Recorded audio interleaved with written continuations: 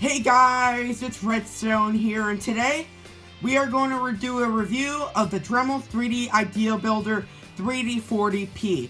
This is a printer I've wanted for a very long time, and if you guys know the history of my channel, this is the printer I wanted. Now, it's not this printer, it was another printer called the Dremel 3D Idea Builder, the first generation. So I decided to spring for this version, and I'll tell you why in a little bit. Now, we're going to talk about some of the features about this printer. It's going to be formatted a lot like my Polymaker Polylight review.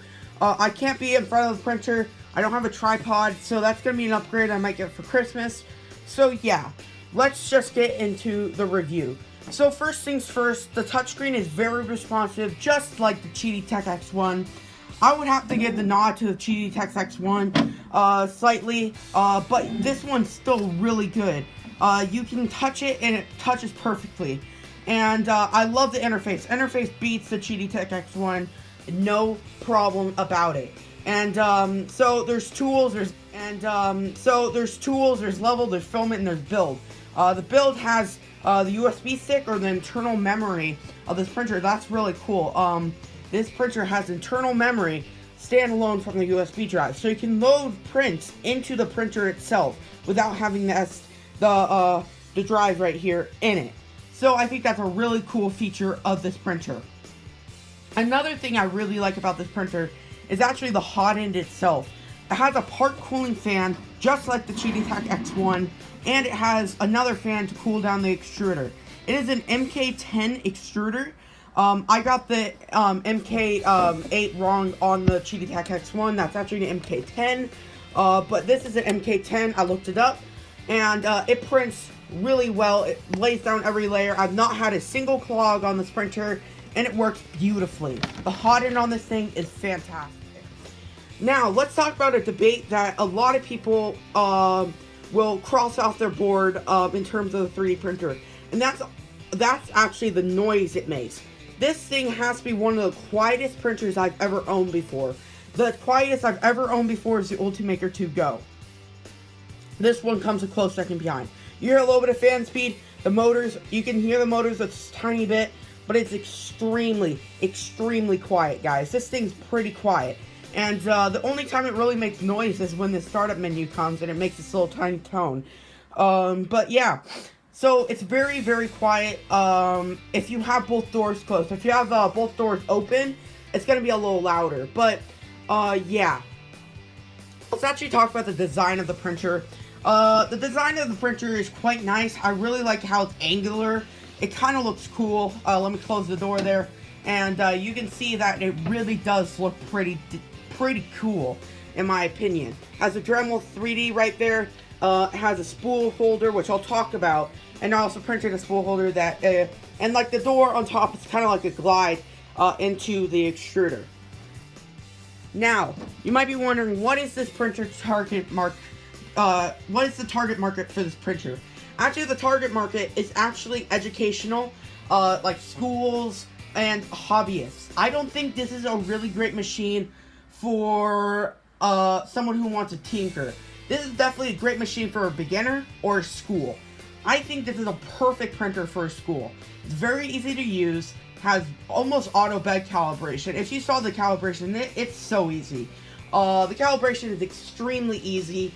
So I think the target market for this printer is actually in schools. My school decided to go with the Zeus 3D printer, which is still a great beginner printer. But this thing I think is even better in terms of just ease of use. Now, let's talk about the most important thing about this whole thing, and that's the print quality. Now, on the end of the video, I'm going to have the print examples, but right now, the print quality is absolutely amazing. The print quality is pretty much insane, in my opinion. So yeah, I mean, it's amazing. I mean, I can't really say too much about it. I mean, the lines are straight. There's no Z-wobble. It prints just every layer perfectly. I've not had one fail on this printer. And for an FDM printer, that is impressive. The repeatability on this printer is 0 to 1. It repeats every print exactly as how the other print turned out. It's amazing. This printer's print quality is fantastic. Now, let's talk about another thing that is very important for a printer. How much does it cost?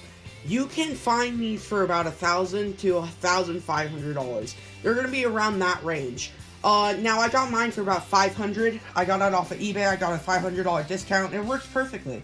So, just look around eBay, look around places. You can maybe find it cheaper than $1,000. But the retail price is $12.99. Now, this printer for $12.99 is worth it in my opinion. It's half the price of the Zeus 3 printer, and it's half the price of any other competing printer that has the same features that this one has. I think it's a fantastic printer. Remember guys, I bought this for my own money. I have no affiliate with Dremel. I think they're a good company, of course, but they did not send this printer out for me to review. I actually paid for it with my own money. Now, so the price tag is there, the print quality is there. Now let's talk about the things I don't like about this printer, and there's actually quite a few. The slicing software. What I mean by that is I have to use a proprietary software to slice this thing. And you might be saying, why don't you just use Simplify 3D? It supports it, but here's the thing about Simplify 3D. I'm having issues with it, with the profiles, and I can't really fix it.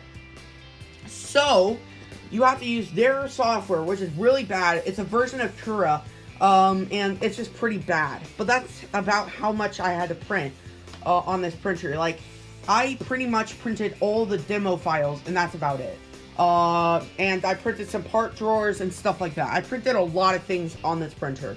Easily over 100 hours of prints. Now, another thing I don't like is the spool holder. As you can see, it's nice and integrated in the chassis itself. But it only supports the Dremel spool holder. That's why I printed out my own little spool holder design. As you can see, that file will be released soon, and once it is, I'll add a link to a file. It's just pretty much a spool hook, a drill into your wall, and then boom, you have a spool holder that you can put in the printer. It actually rolls really well, and I've not had any under extrusion problems with the printer itself, so I think it works fantastically. Another thing I'm not really fond of this printer, especially for its price tag, it doesn't have a heated bed. Almost every printer I own has a heated bed. Now, this is not an issue if you're just printing PLA, but it's an enclosed chamber, guys. I want to print ABS on this thing, but I can't because it does not have a heated bed. But that's about it. Those are all my cons about the printer. Another thing I wanted to add, it does have sensors for the filament detection, and also the sensor if the doors are open. All the sensors are there, so if you have a question about that, don't comment. Yeah, it has all the sensors. Now, I'm printing, so, let me show you the print examples, and I hope you guys enjoy this video. Please look at the end of the video for the print examples, and yeah, I hope you guys enjoy this video, and I'll see you in the next one. Bye!